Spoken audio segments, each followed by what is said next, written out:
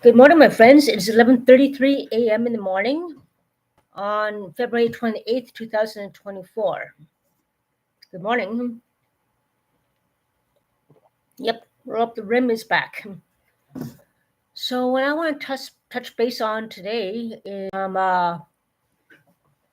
about how tight the budget is for the economy and how OC Transpo is again having their fair inspectors out and about again, which is pretty good in my opinion at first.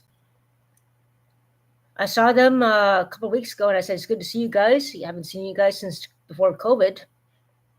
Seeing things go back to regularity is seemed okay at the time, but unlike back then and compared to now, things are just not the same.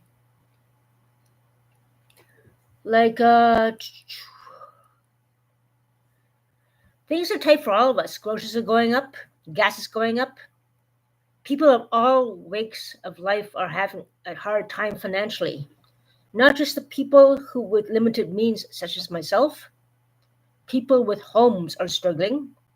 Deciding between hydro and fixing the car or fixing the roof or repairs. It's tight for them too, not just us. We have to think about that, which never occurred to me until I thought about it more yesterday. So in my case, for OW recipients, Ontario Works, let's explain first of all what Ontario Works is. It is basically for those people who are capable of looking for a job, trying actively to find a job, and so forth, which I am trying to do. Like, as you guys know, I had meningitis in December, was hospitalized for a week. Took me over a month and a half, all of January, to recuperate. Now, I had a job offer working in a call center, and I worked for them before to start work in January. Unfortunately, it was a shock to me in January that bus pass funds have finished. I bought a bunch of groceries a few days before, after coming out recovering from meningitis. I did not actually check out the news or anything.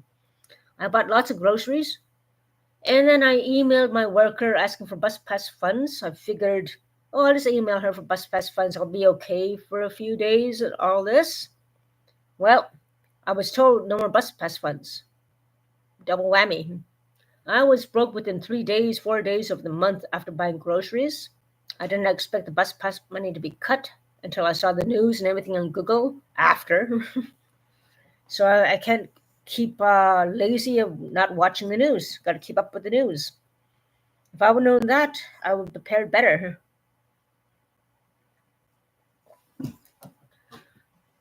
So my money ran out in 4 or 5 days in January after buying groceries and struggled.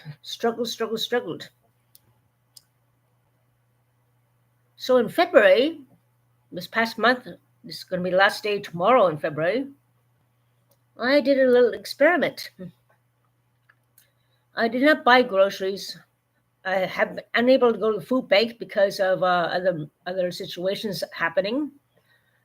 So what I did is I compared buying drinks to buying groceries. Yes, I know. So in February the 1st, I got 5 beers. Had to go to hospital again though because of the stress of everything. I got 5 beers on the 1st, 5 beers on Friday the 2nd. I had 7 beers on Saturday, unfortunately. And then I had 10 beers on Sunday the 4th, unfortunately, where I really was falling off the wagon. I had 6 on the 5th, I had 8 on the 6th, then I had 1 on 6 on the 7th, no drinking on the 8th, 4 of them on the 9th, 7 of them on the 10th again. The 11th, I had 4. On the 12th, I had 1.5, basically a Molson Dry, which is 710 milliliters, which I count as 1.5. Had 4 on the 13th, no drinking in the 14th, no drinking in the 15th. Well, that's how long the funds lasted compared to groceries. I had enough money to get beers all the way until the 13th of the month of February. Technically, probably the 11th, because 2 days someone paid beers for me. in 2 days, so take 2 days off. So the 12th is when I officially ran out of beer money. Whereas with groceries, it runs out in 3 or 4 days. So do the math. Groceries are more expensive and runs out faster. You run out of money faster in OW. But drinking is lasted almost over a week. So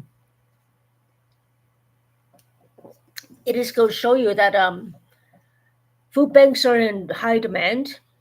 Obviously now, even people with homes and everything have to pay hydro, have to pay gas for the car, have to pay repairs for the homes, and etc. They are struggling too. I was just talking to my guy, and he said that someone had a Mercedes or a really expensive car and was at the food bank, and suggested that she should sell the car if she's so tight. Yes, it's hard to get rid of things you have that you used to, but if budget requires someone with a Mercedes to get food to the food bank, that's another thing. So yeah. Okay, getting a bit off topic here. I want to talk about the OC Transpo fare inspectors. I have not seen them smile, but who would? They know about the economy. They know that OW has no more bus pass money. Even I got caught myself, actually, and fined $260 and so forth. The fare inspector was okay. Back before COVID, they would have you get off the bus and they would give you the fine and explain the situation and so forth and all that. They give you a warning and give you a fine back then, which was under $200 back then before COVID. But now it's gone up to $260 a fine if you don't have your transfer or Presto or whatever. So it's different now. More up, obviously, to pay the fare inspectors, obviously, the salary. The constables are, I don't know if it's me, but it seems to be more of them than usual. So maybe they hire a bunch of constables. They're hiring a bunch of bus drivers too. A lot of them have quit due to stress and demand of the schedules and the time management, which is too stressful for a lot of them. So there's a big turnover, obviously, in OC Transpo. Bus drivers in particular are quitting and they have to rehire new ones. It's just the way it is. The demands are just not worth the pay for a few of them, I imagine. But another thing is, this fare inspector was a decent, okay guy. He told me if I am unable to pay the fare, he pointed out in the ticket where I can call or get in contact with someone if I have limited means not to pay it, and then contact them. And he let me stay on the bus for the rest of my ride. Like, they know that things are tight. They know that there's a lot of people who can't afford bus passes since they cut off the bus pass money especially. They know that. They're aware of the situation, and they're more compassionate compared to before COVID. So at least there's a means that if unable to pay because of your budget needs, there's a place you can contact. You don't have to pay the fine if you cannot afford it and you have limited means. So at least he told me that. That's a good thing. Another thing about the fare inspectors I noticed, they seem to hang around places where people have limited means to pay anyway. Like free food places and everything, they hang around there and give fines to everyone who obviously cannot pay the fine. So I don't know what they're doing that for. It's kind of pointless. You don't get much. Maybe they commission for each fare, each fine they give out. I don't know. I have no idea how it works with them. I don't know. But they seem to hang around the places where, like near this place on Bank Street where the old Greyhound was. They hang around there where they know people can't afford to pay and people are going to skip on the back doors. Maybe they get a bonus or something. I don't know. But yeah. And there's a lot of people downtown core who always hop on the bus. That's a normal place to go as fair game because there's all kinds of people, all kinds of financial situations who go on the bus downtown. What I think is not exactly the best thing to do is to target people around free food places and stuff where they cannot afford to pay the fine anyway. Downtown core is the best place to be. McKinsey King Bridge, there's not many buses there anymore. Or else? Maybe the shopping malls might be better game for them, where people will actually pay the fine. To be honest, don't go hang around food places and community places where they cannot pay. It's my suggestion. Because most of those fines won't get paid anyway for people with limited means. That's the thing. So if I were them, I would probably go to shopping malls, and the Reader Center is good. Cimarron Mall, maybe Collingwood Mall, all the malls where there's not everyone who is going to free food places who can't afford to pay the fine, but might be able to pay the fine. That's probably more fair game to me, in my opinion. Hang out at shopping malls and so forth. I would if I were one of them. Just hang around places where there's free food and people have limited means and they can't pay the fine anyway. What's the point? Ocean Trends are going to lose money that way anyway. They won't be able to pay. They can't pay. And yeah, I'm not sure about the ODSP ring, how they're deal with fines and everything. There's plenty of them going on, obviously. They get more money than OW. The community pass is still $40 for them. And people in OW have no bus pass funds. Makes no sense to me at all.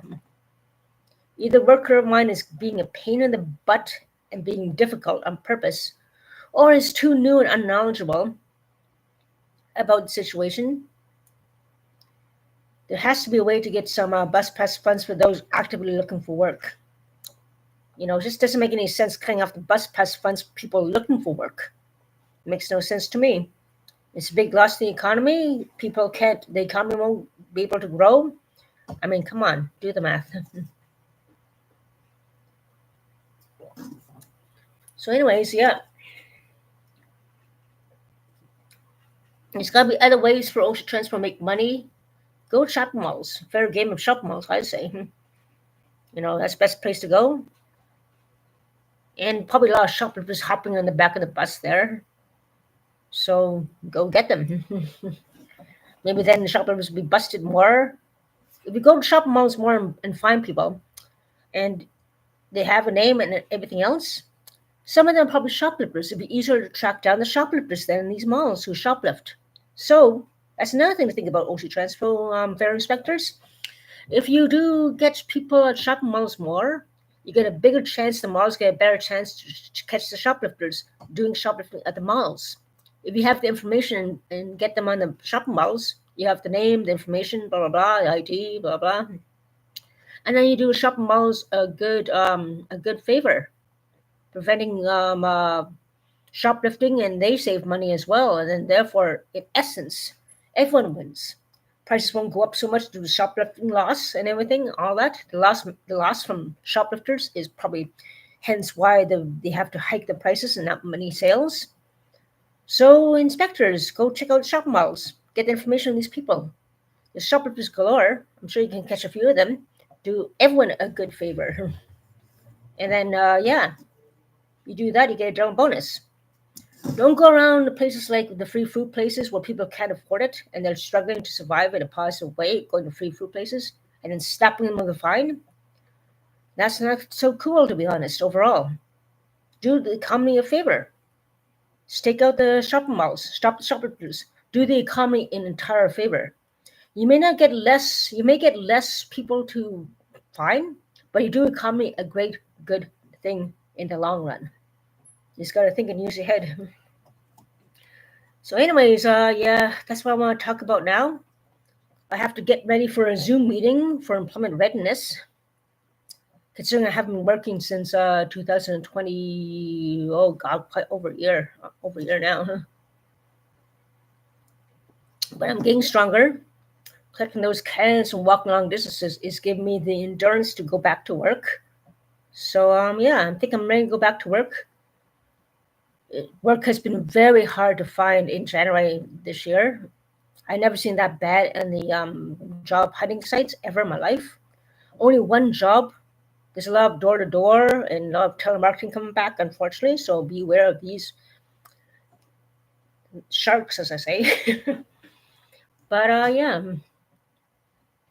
there's still not many jobs, but I'm sure March might pick up, hopefully. for those of us working warehouse. I hope to get a few contracts here or there along the way. There's one job I have an eye on, and I told them I have meningitis, recovered from meningitis. And they said, "Are you ready to start work in March?" I'm like, "Yes, hopefully I am." One more test to go. They delayed it till March 27th, unfortunately, but so far, yeah. I'm trying to get my endurance back, walking around, cooking the cans can be heavy and everything, good weight workout there.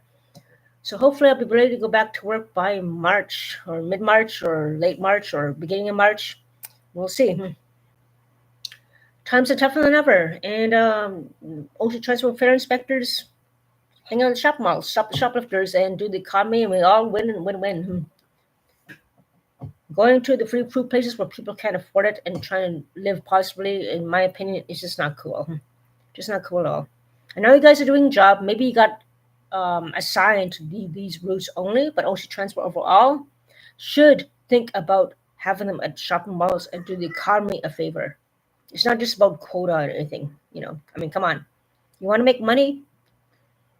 Don't get people around these food places who can afford it anyway and are struggling enough positively as it is. They're not shoplifting. We're not shoplifting. We're not doing things like that. Go down to the shopping malls where the shoplifters are at, or around the area there, where they might run off to and escape to. You know how they run and take off and not at the mall, unless they're really sticking cool and arrogant. So, yeah, focus on the shoplifters around the malls and think about where a shoplifter might run and hide away from a mall and go around that area too. Why not? You do big positive bonus for the economy and the retail business as well. So that's about it. I have to get ready for my Zoom meeting soon. Take care, stay safe, and it's going to be plus 14 today in Ottawa, Ontario. Then it's going to dip down to minus 14 overnight. Mother Nature is in a mood. Mood swings indeed. So take care, stay safe, guys. I'll talk to you soon. Have a nice day.